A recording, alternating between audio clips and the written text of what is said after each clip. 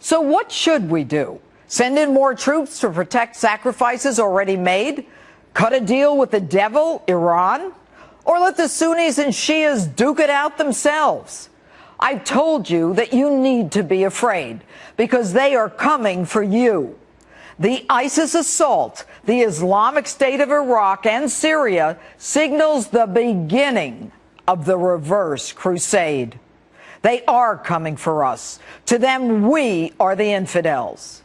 But I, for one, am not willing to let one more American die or come home with fewer limbs from that part of the world. Americans have shed enough blood there.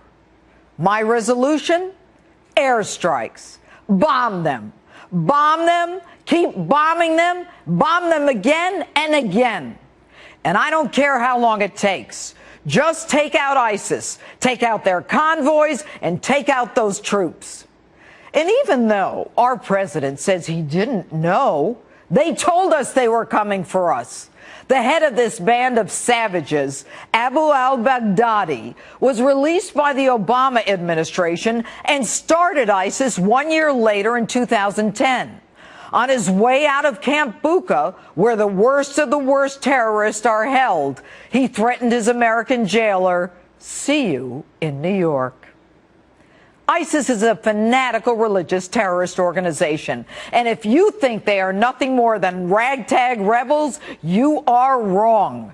They are a sophisticated band of militants who add to their ranks by emptying out jails and have $1.5 billion, oil fields, control of major Iraqi cities, and who continue their atrocities, now 30 miles from Baghdad.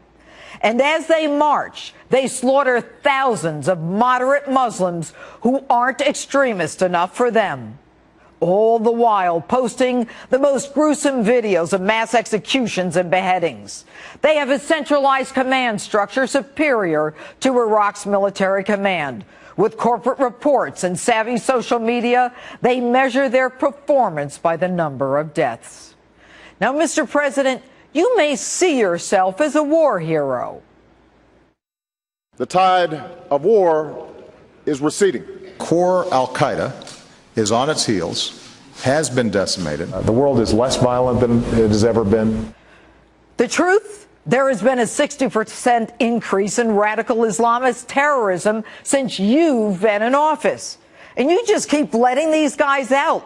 Like the Bergdahl trade and the 5 terrorists, you didn't have the balls to try and Gitmo or federal court. You were simply clueless, a paper tiger who only knows how to cut and run. And here's the kicker. There have been reports that say ISIS was trained by U.S. instructors at a secret base in Jordan to prepare them to fight President Assad as rebels. Since the Benghazi massacre, reports are that the annex was a front for a CIA operation shipping arms to the anti-Assad forces through Turkey. It's your feckless, weak foreign policy on the world stage that is creating a danger zone for all Americans. You and Hillary armed and trained terrorists and gave them true battlefield experience. And then you did a cut and run in Libya and Iraq, leaving our weapons behind. The irony, Mr. President, it will be with our taxpayer-funded weapons that they will be coming for us. So now that your numbers are in the tank, 54% say you're not able to lead, you have a 41% job approval rating, 37% foreign policy approval, you now pick up the ringleader of that Benghazi massacre? Our special forces now arrest Katala? Wow. The guy was in plain sight for 2 years, interviewed by the New York Times, the London Times, CBS, CNN, Reuters, and Fox. We all found him. We all chatted with him. And as American drones flew overhead, he flips them the bird. So why 2 years? Why did you wait? Could it be, Mr. President, that if you arrested him sooner, he could have debunked that despicable video theory?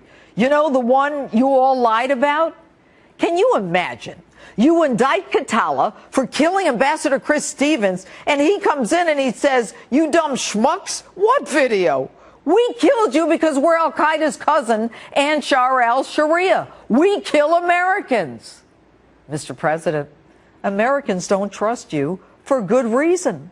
We're not convinced you even know who the enemy is.